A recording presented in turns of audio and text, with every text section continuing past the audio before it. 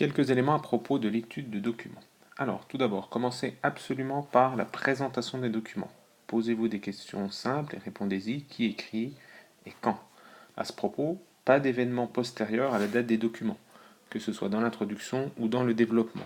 Donc ici, on a une introduction, mais qui ne commence pas directement par les documents.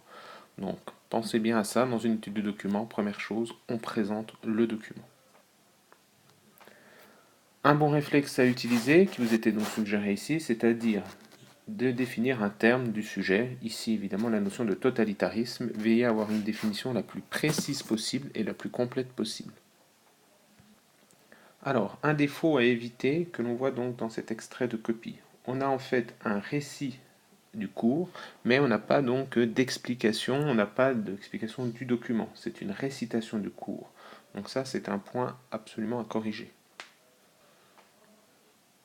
Dans cet exemple, on retrouve également donc une récitation du cours, mais avec très peu de citations. Il faut absolument donc des guillemets pour montrer qu'on s'appuie bien sur le document.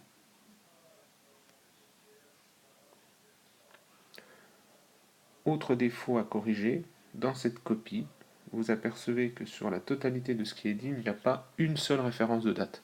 Alors il ne s'agit pas de mettre 50 dates, etc., mais il n'est pas possible de faire un devoir d'histoire sans aucun repère chronologique. Quelques bons exemples pour finir. Ici donc on a bien dans le document 2, avec une citation des lignes, des guillemets, donc il l'aime jalousement mais sévèrement, etc.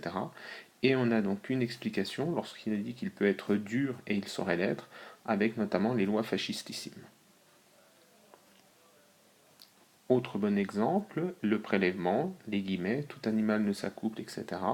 La référence ensuite et l'explication avec Darwin et les idées raciales de Hitler.